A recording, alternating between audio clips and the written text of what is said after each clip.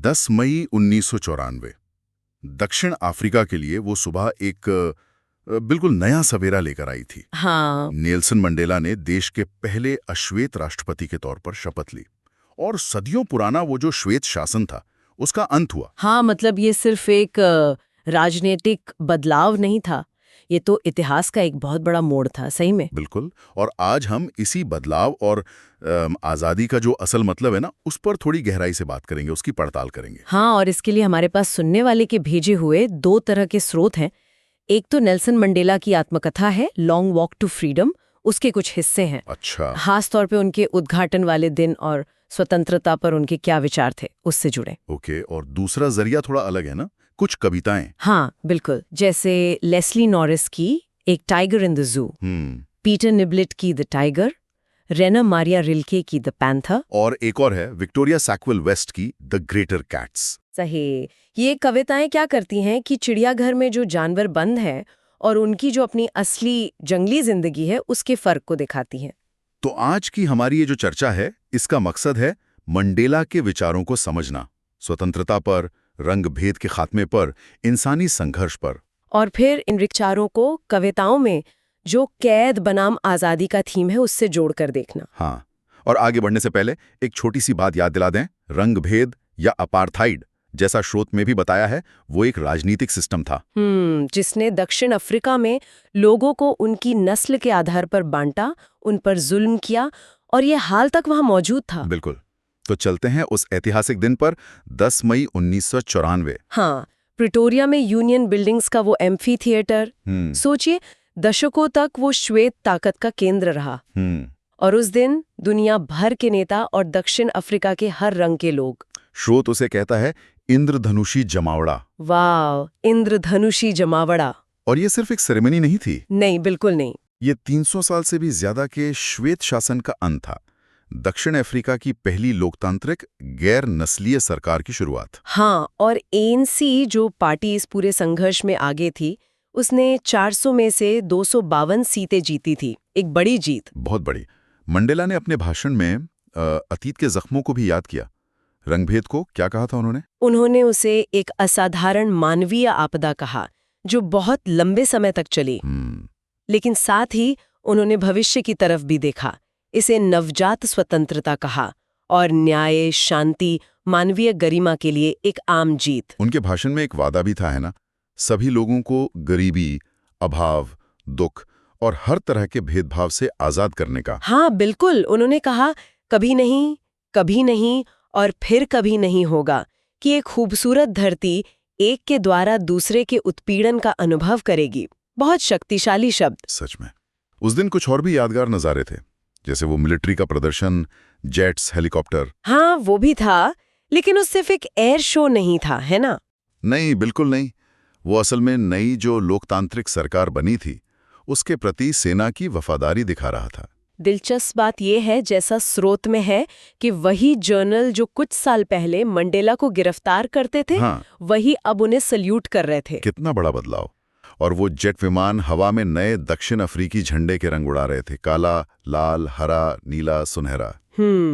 और एक और चीज जो बहुत सिंबॉलिक थी, 2 राष्ट्रगान गाए गए।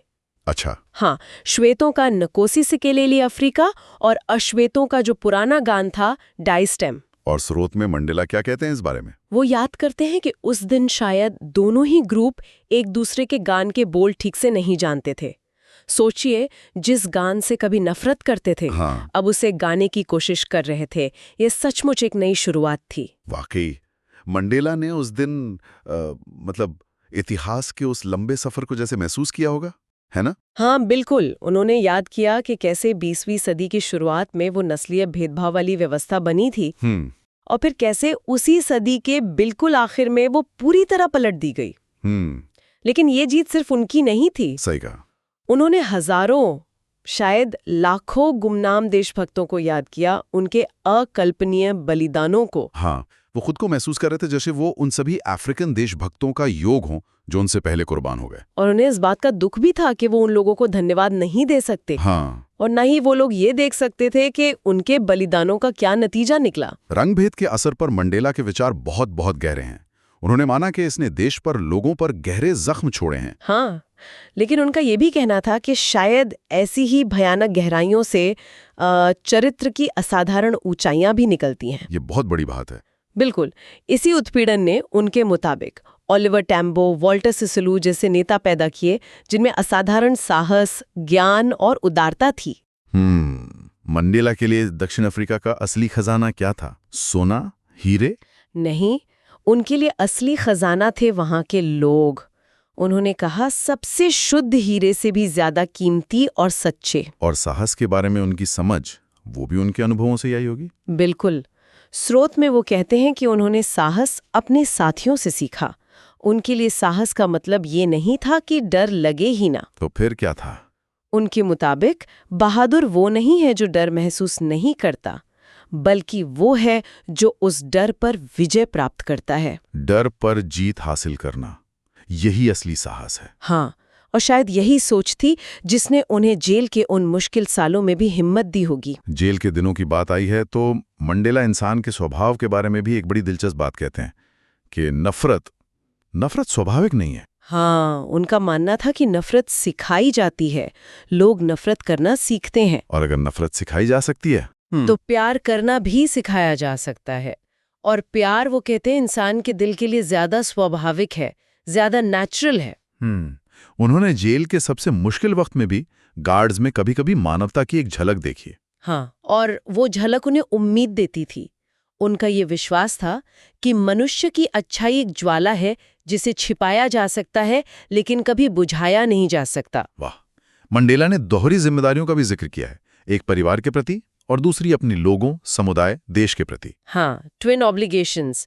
और वो कहते हैं कि रंगभेद के जमाने में एक अश्वेत व्यक्ति के लिए इन दोनों को निभाना लगभग नामुमकिन था। कैसे? मतलब क्या होता था? स्रोत में वो बताते हैं कि अगर कोई अपने लोगों के प्रति अपना फर्ज निभाने की कोशिश करता तो उसे उसके परिवार से अलग कर दिया जाता था।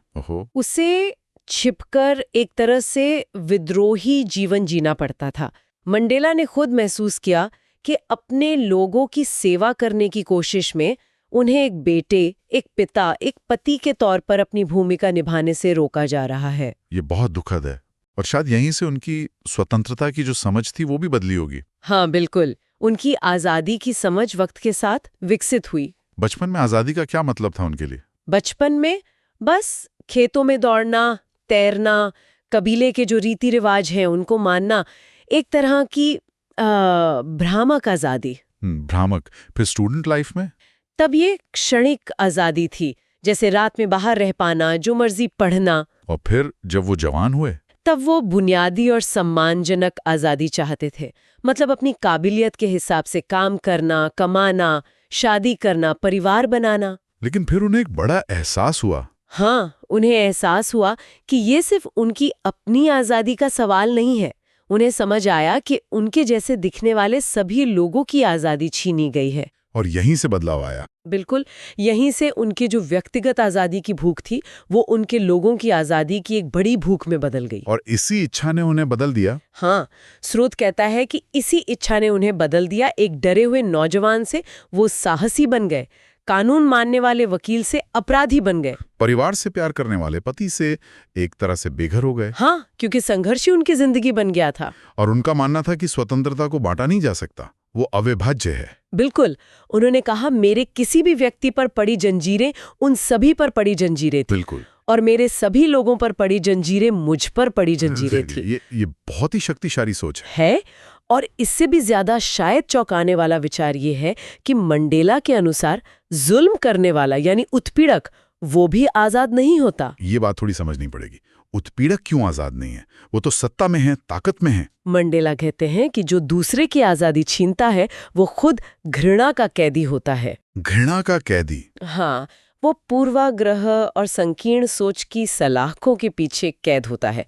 असल में मंडेला के नजरिए से जुल्म करने वाला और जुल्म सहने वाला दोनों से ही उनकी इंसानियत छिन जाती है। अच्छा, दोनों ही एक तरह से कैद में हैं। ये विचार कि जुल्म करने वाला भी कैद में है, ये तो आज़ादी और कैद के मतलब पर बिल्कुल नए सिरे से सोचने को मजबूर करता है। हाँ, और शायद यही वो पॉइंट है, वो कड़ी है जो हमें उन कविताओं की ओर ले जाती है जिनकी हम बात करने वाले थे। कैद का अनुभव सिर्फ इंसानों तक ही तो सीमित नहीं है। बिल्कुल सही। अब हम देखते हैं कि कैद का ये अनुभव उन कविताओं में कैसे नजर आता है जो जानवरों पर हैं। पहली कविता लेस्ली नॉरिस की अ टाइगर इन द जू। ये तो सीधी सीधी तुलना करती है ना, चिड़ियाघर का बाघ बनाम जंगल का बाघ। हाँ, पिंजरे में बाघ क्या करता है?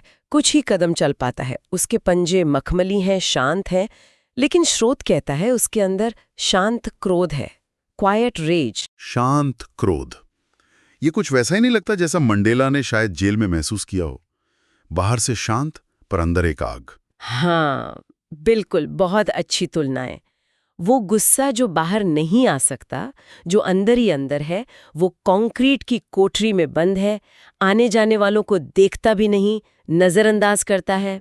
और इसके बिल्कुल उलट जंगल में वही बाघ कैसा होता? एकदम आजाद, छाया में दुबकने के लिए, लंबी घास में सरकने के लिए, पानी के पास शिकार का इंतजार करने के लिए, या फिर जंगल के किनारे बसे गांव वालों को अपनी दहाड़ से, अपने पंजों से डराने के लिए। उसकी शक्ति, उसकी जंगली पहचान वहां खुलकर सामने आती है। हाँ, कविता में बाघ की चमकीली धारियों का जिक्र है, उसकी चमकदार आंखों का।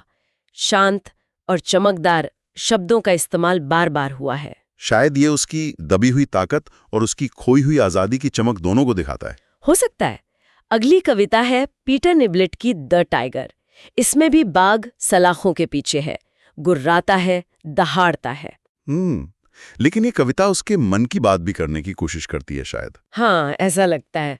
वो जंगली होना चाहता है, लेकिन जंगली होने के जो खतरे हैं, शिकारी, जहर, डूबना, उनको भी जैसे वो समझता है। ये तो एक अजीब सी कश्मकश हुई। क्या ये कुछ वैसा है जैसे मंडेला ने आज़ादी के लिए संघर्ष के खतरों को जानते हुए भी उसे चुना, बजाय एक सीमित और शायद सुरक्षित दिखने वाली जिंदगी के? ये एक दिलचस्प सवाल है। कविता में ऐसा लगता है जैसे कैद और बाघ की सोच का एक गोल चक्कर चल रहा है। बाहर निकलने की इच्छा है, पर बाहर के खतरों का डर भी है, और फिर वापस उसी कैद में होने का एहसास। फिर है रेनर मारिया रिल्के की द पैंथर। ये कविता तो कैद की जो थकान होती है ना, उसे बहुत गहराई से दिखाती है। हाँ, वो लाइनें हजार सलाखें और सलाखों के पीछे कोई दुनिया नहीं, जैसे लगातार सलाखों को देखते देखते उसकी नजर ही थक गई हो। और उसकी चाल, वो तंग घेरों में चक्कर काटता रहता है। हाँ, जैसे एक रस्म नृत्य हो, और उस नृत्य के केंद्र में क्या है? एक शक्तिशाली इच्छा लकवाग्रस्त खड़ी है। A powerful will paralysed. हाँ, लकवाग्रस्त इच्छा, क्या ये मंडेला के उस अनुभव से जुड़ती है जहां रंगभेद ने उन्हें अपनी पारिवारिक जिम्मेदारियां निभाने से, अपनी इच्छाओं को पूरा करने से एक तरह से रोक दिया था? बिल्कुल जुड़ सकती है। वो इच्छा जो है तो है, पर जिसे पूरा करने का रास्ता बंद कर दिया गया है। कविता ये भी कहती है कि कभी-कभी बाहर की कोई तस्वीर, कोई छवि आंखों के पर्दे से अंदर आती है, दिल में उतरती है और चली जाती है, जैसे उम्मीद की कोई बहुत छोटी सी क्षण भर की झलक, जो फिर कैद की असलियत में गायब हो जाती है। बहुत मार्मिक है ये। और आखिर में विक्टोरिया सैकविल वेस्ट की द ग्रेटर कैट्स। इसमें क्या है? इसमें वो बड़ी बिल्लियां, शायद शेर या बाघ, जिनकी सुनहरी आंखें हैं, वो सलाखों के बीच से बाहर देख रही हैं। और वो क्या देख रही हैं? क्या? रेगिस्तान, अलग आसमान, अलग सितारों वाली रात। वो उस दुनिया को देख रही हैं जो उनकी असली दुनिया है, जो उनसे छीन ली गई है। ये उस प्राकृतिक दुनिया के लिए एक तड़प है, जैसे मंडेला और उनके साथी जेल की दीवारों के पार एक आजाद दक्षिण अफ्रीका का सपना देखते होंगे। सही। तो इन कविताओं में जानवरों की कैद और मंडेला के बताए उत्पीड़न के अनुभव में वाकई कई समानताएं लिखती हैं। आजादी की कमी, दबी हुई क्षमता, कैद का जो मनोवैज्ञानिक असर होता है वो। हाँ, बिल्कुल। और स्रोत में, जैसा हमने कहा, चिड़ियाघरों की भूमिका पर भी सवाल उठाए गए हैं। क्या वो संरक्षण और शिक्षा के लिए जरूरी हैं, या उनके कोई और विकल्प हैं? हाँ, ये सवाल भी हैं। हम यहाँ कोई फैसला नहीं सुना रहे, बस उन सवालों का जिक्र कर रहे हैं जो स्रोत में कहीं ना कहीं मौजूद हैं। सही। तो आज हमने नेल्सन मंडेला के नजरिए से दक्षिण अफ्रीका के उस ऐतिहासिक बदलाव को देखा, आजादी के कई मतलब समझे, व्यक्तिगत, सामूहिक साहस की परिभाषा जानी और इंसानियत के मायने पर उनके गहरे विचार सुने। हाँ, और साथ ही हमने कैद और आजादी के इन्हीं विषयों को एक बिल्कुल अलग स्तर पर भी देखा, उन कविताओं के जरिए जहां जानवर अपनी प्राकृतिक दुनिया से दूर कैद में है। मंडेला का संघर्ष, उनके बलिदान, आज़ादी की उनकी वो बदलती हुई समझ, और पिंजरे में बंद जानवरों की वो दबी हुई ताकत, वो तड़प, इन दोनों में एक गहरा सोचने पर मजबूर करने वाला रिश्ता नजर आता है। और अंत में एक बार फिर मंडेला के उस विचार पर लौटते हैं कि जुल्म करने वाला भी आज़ाद नहीं होता। हाँ, क्योंकि उससे उसकी इंसानियत छिन जाती है। तो इसी से जुड़ा एक सवाल मन में आता है। स्रोत ये सवाल सीधे नहीं पूछता, पर सोचने पर मजबूर करता है क्या सवाल? कि क्या जानवरों को पिंजरों में रखना, चाहे वजह संरक्षण हो या शिक्षा या कुछ और, क्या ये कहीं ना कहीं हमारी अपनी इंसानियत को भी कम करता है? क्या हम भी उन्हें कैद करके अपनी ही आज़ादी का, अपनी इंसानियत का एक हिस्सा खो देते हैं? ठीक वैसे ही जैसे मंडेला ने महसूस किया कि उत्पीड़क से उसकी इंसानियत छिन जाती है। या वाकई एक गहरा सवाल है, और शायद इसी सवाल के साथ हम अपने सुनने वालों को आज छोड़ सकते हैं सोचने के लिए।